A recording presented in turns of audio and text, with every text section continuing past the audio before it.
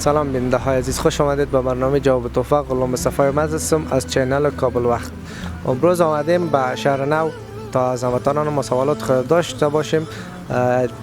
تحفه ما تغییر کرده به خاطر ماه مبارک رمضان. هدف ما کمک به نیازمندان است. از شما هم خواهش میکنیم که به افراد نیازمند کمک کنید.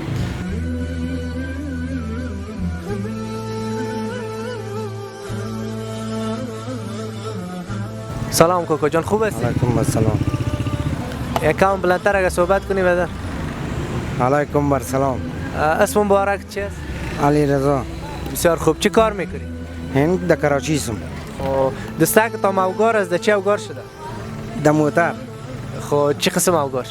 این یک بار مصرف پیش کرد، مادیس خود پیش کرد، پاس کش کرد، دونمو بود که در این سرک افتیدیم. خب کوکو جان، ما یک سوال داریم. اگر جواب داده تو نیستی تحفه نقدی است، بر تحفه میتیم. خب سوال ما این است که در ماه مبارک رمضان چند روز است؟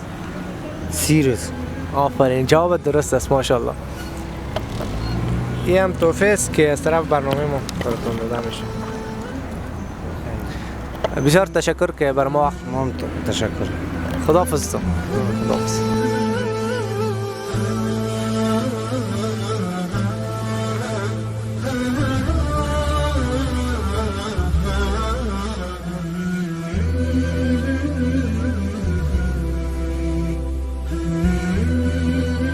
سلام کوکو جان، خوب است؟ من نباشی جور است بیادر خیر خیر. شکر. از کدام ولایت است؟ ما از موسیقی لوگر هستم.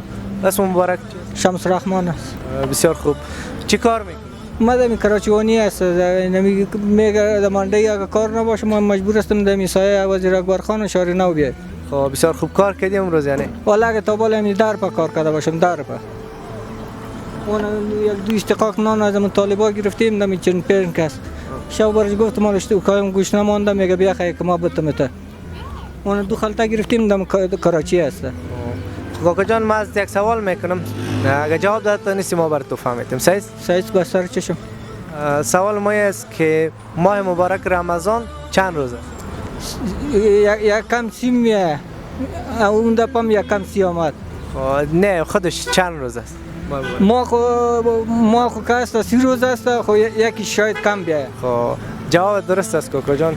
این هم تحفه است که ما برات میتیم. زنده باش خیر. خداحافظ. خداحافظ.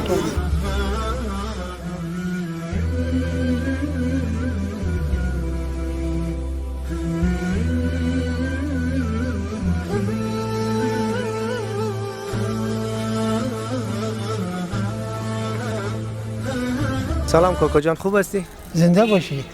نام مبارکتان چی است؟ نام شیرین آقا است. بسیار خوب. از کدام ولایت هستید؟ ولایت کاپیسا.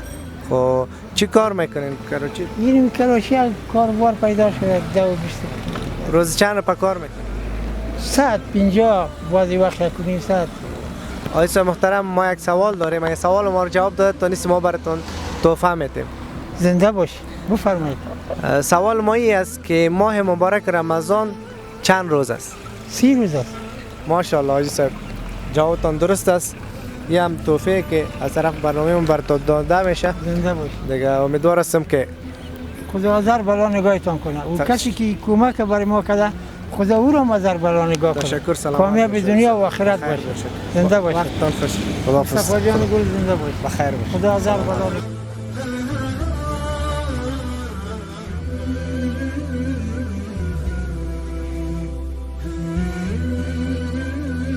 سلام کوکو جان، خوب هستی؟ و علیکم السلام. خدا جان جوری بیت در کار باشه. نام مبارک چی است؟ محمد حسین. از کدام ولایت است؟ ولایت سمنگان. بسیار خوب. چطور که در ماه مبارک رمضان آمدی به کار؟ والا این می هفته رو میگردنیم اینجا، خدا خطیبا هم کاری کنه دیگه. این یک چیز سودا میکنه. خب چند کار کردی؟